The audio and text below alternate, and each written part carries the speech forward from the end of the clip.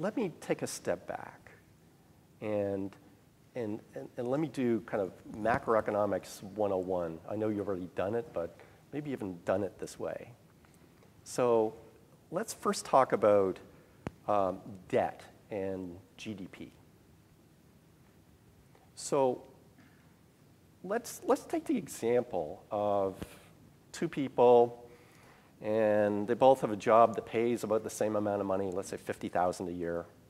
They live in a nice house, let's say it's worth $250,000 a year. And both of them are very fortunate because they've paid off their mortgage. So they don't have any debt. They actually have the equity, it's in a safe area. And so person one is needing a new car, and the person's got some savings and buys a fairly modest car for, let's say, $10,000. The second person wants a really fancy car.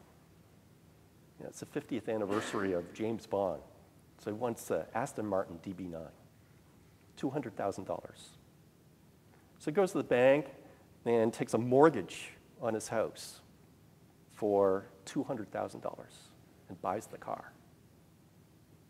Okay? So first person's driving the $10,000 car, second person the $200,000 car. So who's better off here? Let's think about it. And it's not clear that the person driving the Aston Martin is better off because they've got to pay back the $200,000. Okay? So it's the same thing with GDP. So we're in a situation where, let's say, the real GDP is growing at 2%. So I could increase that rate easily. So government can just go, borrow the money, and spend it. Borrow $1 trillion and spend it. Just like that. And you know the formula for GDP is C plus I plus G, X minus M. So that government spending goes right down, right into it, and we could double the growth rate of GDP just by borrowing the money and the government spends it. So are we better off if that happens? So we have, let's say, a 4% growth rate versus a 2% growth rate. Does that matter? Because all we're doing is shifting. We have to pay that debt back. And we either pay it back via taxes, direct taxes, or we pay it back through inflation, where inflation is just like a tax on everybody. So I think it's very problematic to be thinking this, very naive calculus that the GDP alone is kind of revealing of how well off we are, because it's manipulated by the government. So when you borrow, when the government borrows and goes into a deficit like it is right now, it's not really creating wealth, it's just shifting wealth. It's basic stuff. Yet the majority of people miss it. So we're in a situation right now where the so-called fiscal cliff. Again, it's a cliff only for people that look at GDP very naively. So yeah, GDP is going to take a hit. But so what? It doesn't really matter, right? In terms, if you think about it the way I'm thinking about it, that just because you're borrowing and then spending it doesn't mean you're better off. You have to look at actually paying it back.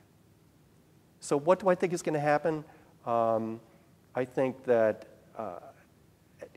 obviously at some point there's a reckoning time where we have to deal with our debt. And we can put it off and put it off, but we kind of see this slow-moving train wreck in Europe, and it's kind of reminding us of what our future could actually be. In 15 trillion of debt is actually not the whole story. You have to look at the unfunded liabilities also. And people really haven't done a very good job of understanding those liabilities. And it turns out that this is pretty simple forecasting. A lot of you have done a forecasting course where it's hard to forecast what you're forecasting. In demographics, it's actually pretty easy. So you look at the birth, death, and the actuarial analysis, and it's very easy to figure out, how many people in 10 to 15 years will want full Social Security benefits. And it's pretty easy to figure out how much is going to be unfunded. There's lots of economists that do this work. And the unfunded liabilities are staggering. Just the baby boomers alone, in 10 to 15 years, about 78 million people looking for, let's say, $40,000 a year in benefits, 30 to 40,000. Do the math. 2 trillion a year? What's the present value of that at the interest rates of today? Okay, so we're talking huge numbers. So we're talking things like $200 trillion of liabilities that are unfunded. Okay, so the good thing is that it's fixable. So things like increasing retirement age gradually, like a half a year, and push it out to 72 or 75 even. It's possible to fix some of this stuff, but you need the political will to do that. And obviously, it's really hard to get that will. Yeah, I've been asked so many times. I was on just last week with the question, what's the economy going to look like under Obama or Romney?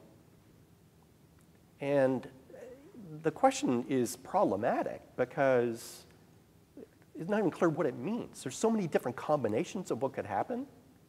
So you think about it, there's 8 different combinations, right? So Republicans win executive, Senate, House, executive, Senate, but not House, executive, not the Senate, but the House. You can go through, you see it, right? There's 8 different combinations. And then there's 2 of those 8 that are just outright sweeps. So maybe 25% chance you get outright sweep. And then even if you get that, are you going to be able to take these bold initiatives? It's just not clear. Republicans win, then perhaps they're thinking of the 8-year plan rather than the 4-year plan. And if Democrats sweep, even though Obama would have only a 4-year horizon, the people in the House and the Senate wouldn't necessarily cooperate with bold initiatives because they have to worry about their reelection. And we saw what happened in 2010, where they lost the sweep. So it's extremely difficult to actually deal with these very tough decisions. The good thing with the unfunded liabilities is they're sufficiently far in the future that there's not a lot of pain today. If I tell you that you're going to retire at 65 and a half rather than 65, a big deal. So, but any sort of talk of changing that stuff is very difficult. So what's going to happen? Yeah, it's going to be more, the probability is it's more of the same, sort of kick the can down the road.